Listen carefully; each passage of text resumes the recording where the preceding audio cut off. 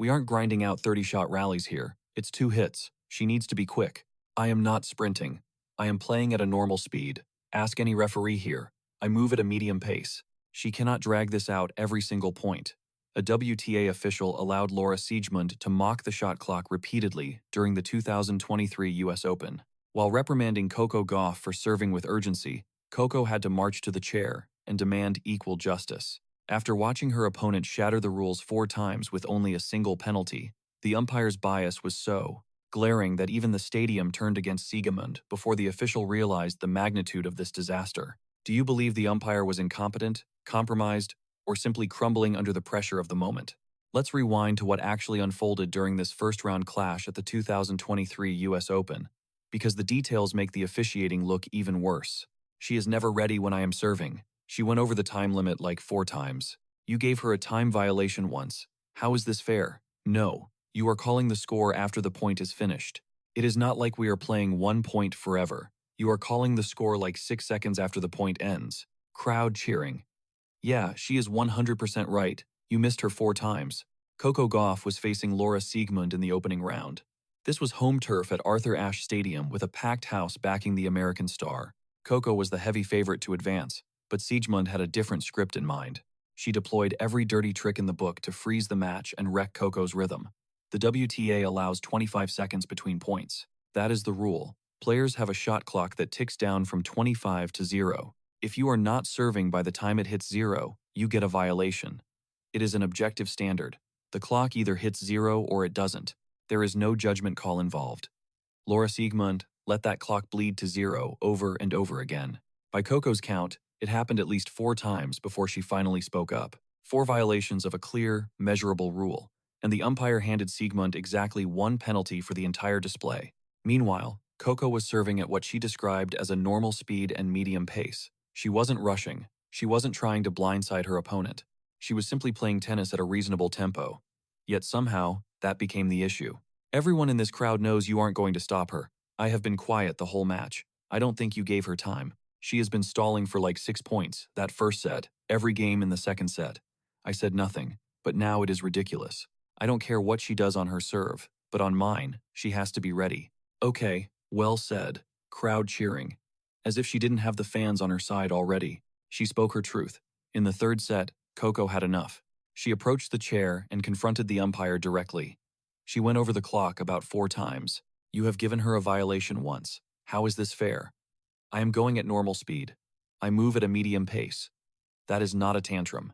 That is not disrespecting the official. That is a competitor asking a legitimate question about why the rules are being applied unevenly. The fact that she had to explicitly beg for equal treatment tells you everything about how poorly this match was managed. The umpire finally took action late in the match, handing Siegemund a point penalty for another shot clock violation.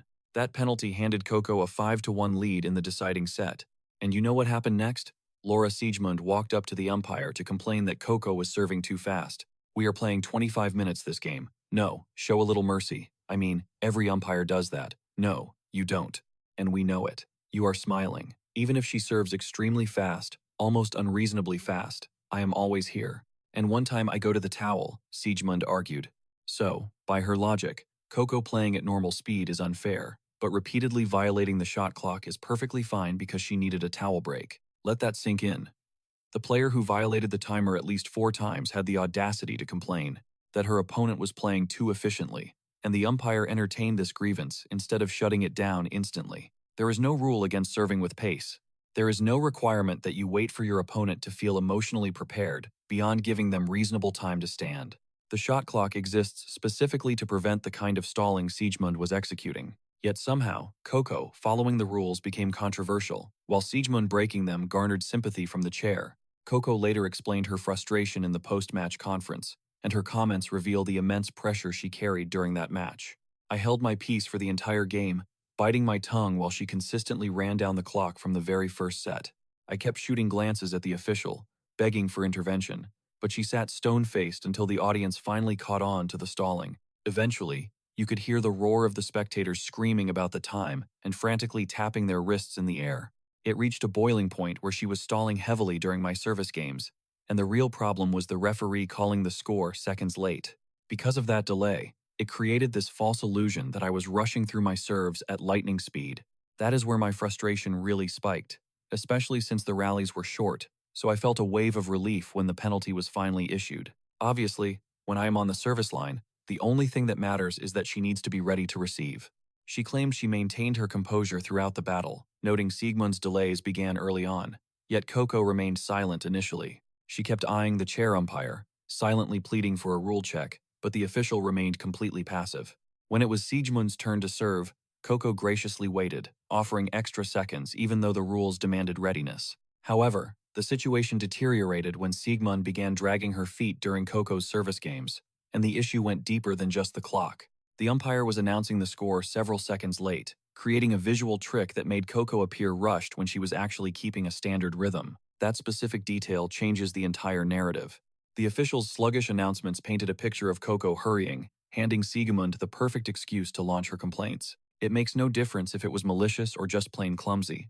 The fallout was exactly the same. It twisted reality, making Coco look like the antagonist when she had strictly adhered to every regulation to start the set. I get it, but regulations are regulations, and she is strictly forbidden from voicing that out loud. Siegmund surely voiced her thoughts, while Coco confessed she hates conflict and hesitated to speak up until the violation became a pattern. The dilemma weighed on her mind for the entire match, a constant internal debate on whether to protest. She was terrified of being branded a whiner, paralyzed by how the public would twist her words if she stood up for herself. Just imagine the crushing weight of that stress. Here is a 19-year-old at the U.S. Open, fighting a rule-breaking rival on home turf, yet afraid that demanding fair play will destroy her reputation. That is twisted. It shows a competitor brainwashed into thinking self-defense equals public suicide. Coco admitted she obsesses over her perceived maturity because the world puts her conduct under a microscope. A single slip-up and the critics will label her, tear her character apart, and drag her name through the mud.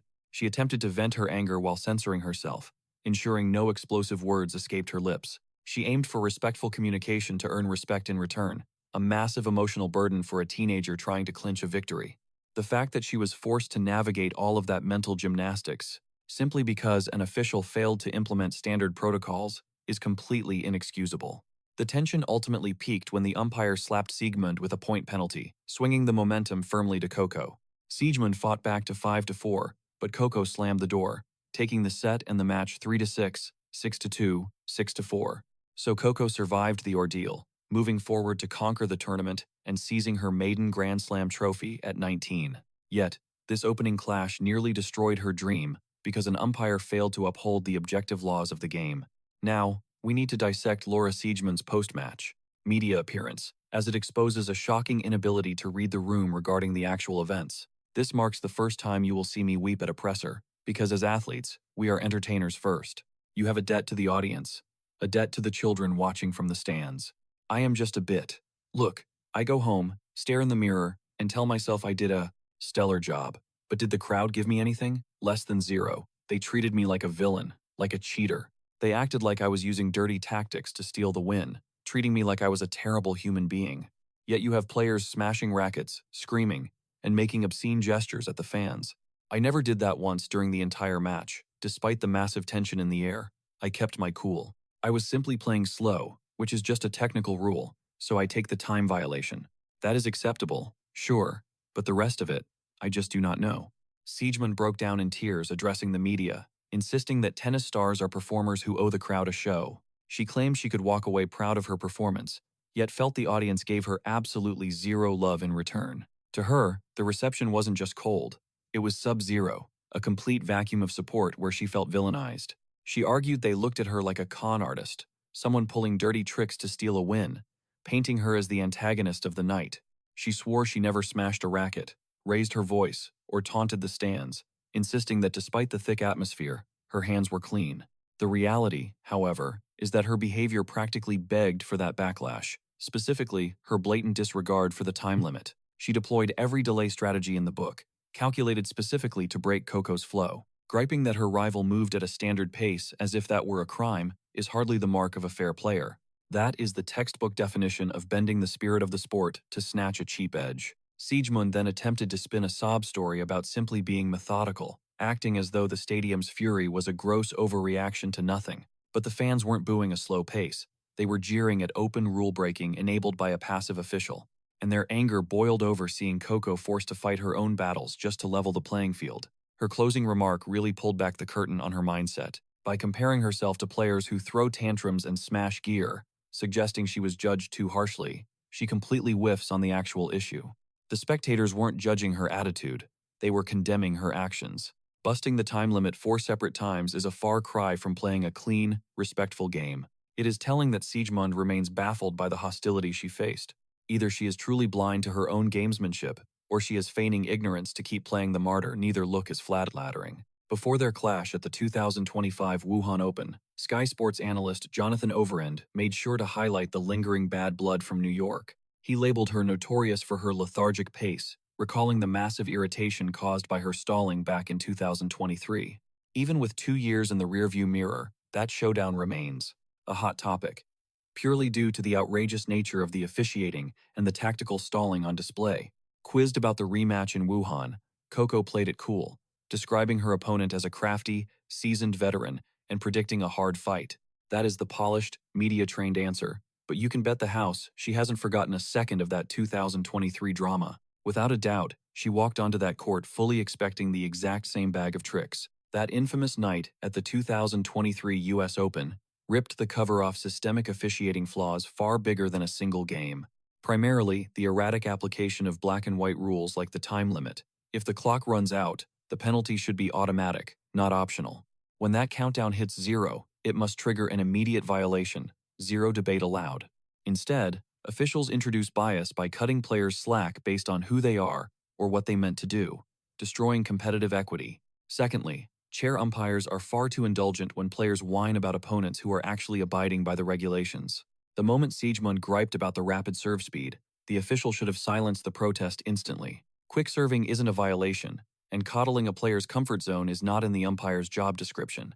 Their sole duty is to uphold the rulebook, which Coco was adhering to perfectly.